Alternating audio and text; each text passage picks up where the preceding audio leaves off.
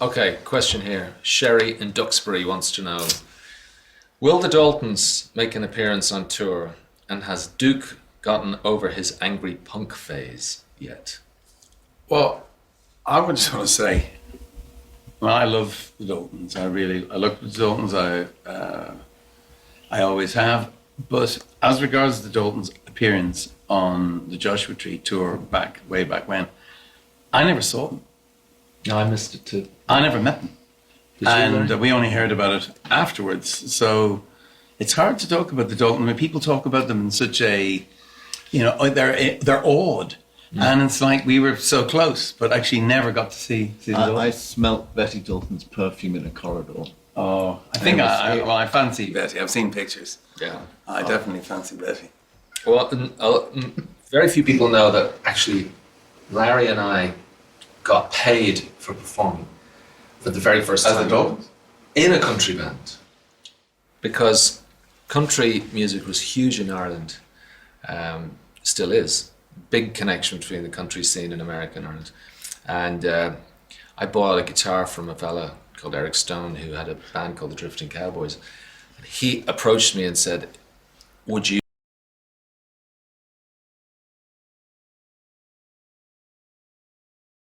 but our agent made a couple of bookings. So Larry and me got paid the very, very first time for climbing on stage, performing What year country was this? songs. This would have been 77. Yeah. So you were children. We were children, and we got, I think, 10 quid each, something which is big And a packet in of those crisps. days. But Eric also passed on some very important advice to me, which I remember to this day. He says, look, you have to remember one very important thing: there's no money in rock. There's no money in rock. Now, if you lads could learn some country songs, you could be working 7 nights of the week, and the bookings I have to turn down. Just say. So always, Eric, thank you so much for the advice. Was he the one who mentioned, talked about the Foxtrot? Yeah, Larry. Yeah, it was my first experience with the Foxtrot. I'd never done it before. Do you recommend? Yeah, I did fall asleep through one of the final Foxtrot moments. You had a little nod. I did a little Is that bit. possible? I just remember the song was getting slower and slower. I looked around and Larry was actually... He was only a child. He has his back. He's up late. That's right. You're up It late. was way past my bedtime. Anyway, next question. Deirdre in Houston. If you had to choose one song form, but I think that's Song supposed to say form. from any other full-length album to become the 12th song on the Joshua Tree, which song would you choose? Pride in an Envelope. I think it is the start of the Joshua Tree. Because it's the understanding this mythic America, well, it wasn't mythic, they were making the dream real, the American dream real, the civil rights movement, Martin Luther King, and I think that was the start of a kind of love affair for these political figures in America, for me anyway. Amazing. Larry, anything? No. 12th song. Yeah, we couldn't have fit a 12th song because they were full up on the vinyl, I remember. What was the all vinyl? done Tell on- us the length of a vinyl. Vinyl is really, you have to be, really should be below 20 minutes each side. You can go up to like 22, but then it's going to be a very quiet record and stuff like that. Long records are bad, aren't they? Anyway. Yeah. Because you have to concentrate when they're I think one of the reasons why albums have become less popular is that people think it's better value. It's like all that you can eat. One of those carveries that we have in Dublin. Everyone just can eat everything. They don't want anything. Yeah. I just threw it. There was a discipline to the vinyl for that reason. Yeah. Because you couldn't make it any longer. Barry, Barry, a double album. which we did. Oh yeah. Yeah.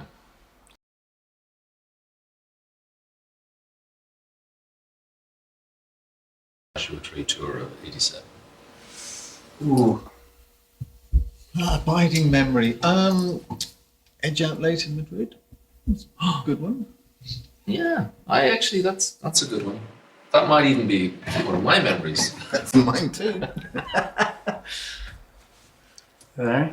I'm not sure it's very interesting, but it was the discussion about the transition from arena into stadiums and how we would manage that and how huge a deal that was for us as a band, that moving from theatres to arenas. Well, here's a confession to you. I really didn't like going to the stadiums, not because all the excitement and I wanted to be there, but I just didn't feel as a performer that I was up to it.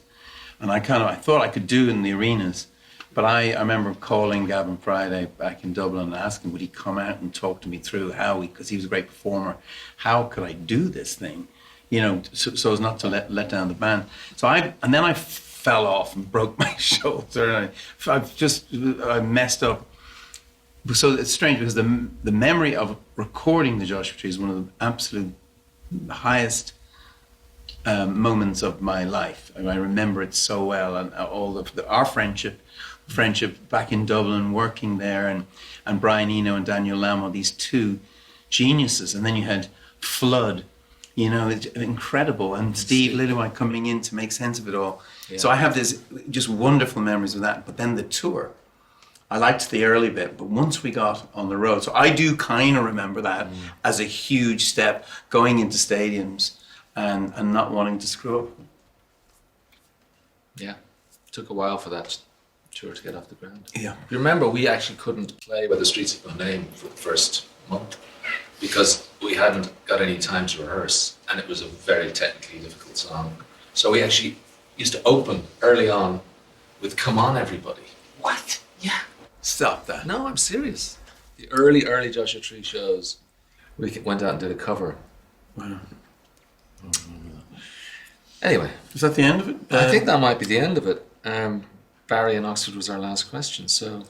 Well, just to say for everyone on youtube.com, this is it's still a thrill to play for you all. I have to say, I've never sung the Joshua Tree before until a few weeks back. Never sung it in sequence. Mm-hmm.